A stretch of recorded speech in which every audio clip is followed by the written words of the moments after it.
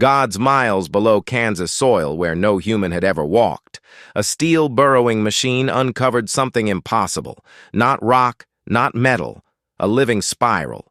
It was blue-black, steely smooth, shaped like a twisted screw, 1 foot long, 3 needle-like jaws at its tip.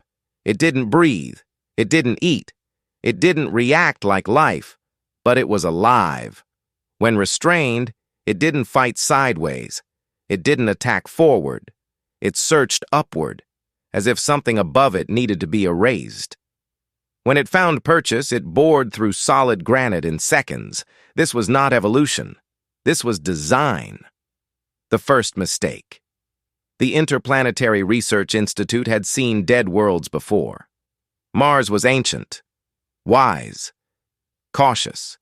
Venus was alive but mindless. Mercury was barren.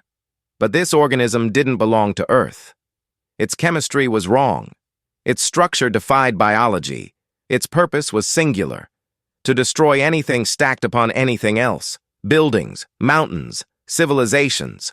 The first specimen escaped. Within days, Los Angeles collapsed. Entire city blocks folded inward like paper. Skyscrapers crumbled from below. Millions fled the skies as the ground itself turned hostile.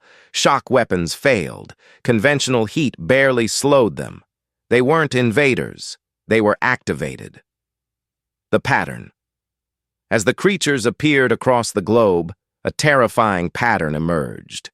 Every location struck shared the same traits: dense civilization, layered structures, heavy development. The worms didn't hunt people. People were just in the way.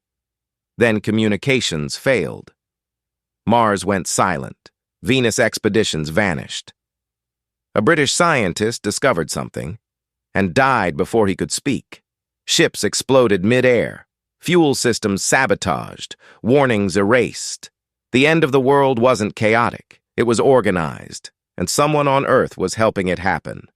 The truth from Mars. The truth didn't come from Earth, it came from Mars. A Martian scientist finally revealed what humanity had never been told. These creatures had a name: Ghlak-Ileth, hellworms. They were not native to Earth. They were planted. Thousands of years ago, Mars was green: oceans, forests, cities. Then the worms emerged, not from space, from below. Within weeks, Mars was stripped to red dust. Before Mars, it was Mercury. Before Mercury, Venus. Venus had once been intelligent, ruins buried beneath jungles. Civilizations erased so completely that only monsters remained. The worms were not weapons of war. They were cleanup systems, used by beings older than gods. The ghosts.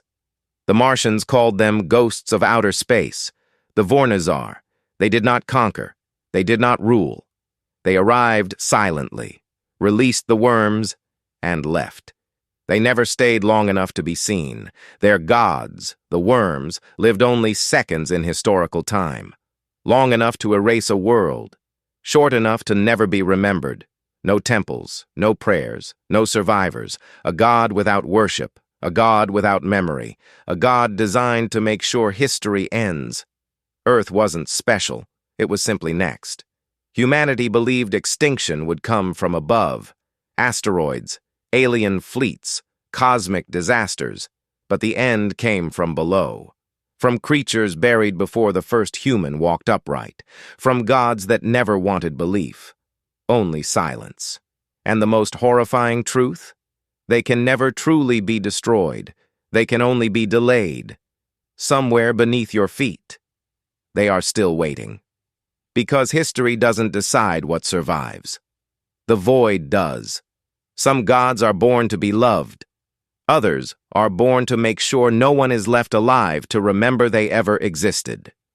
Welcome to Void Past.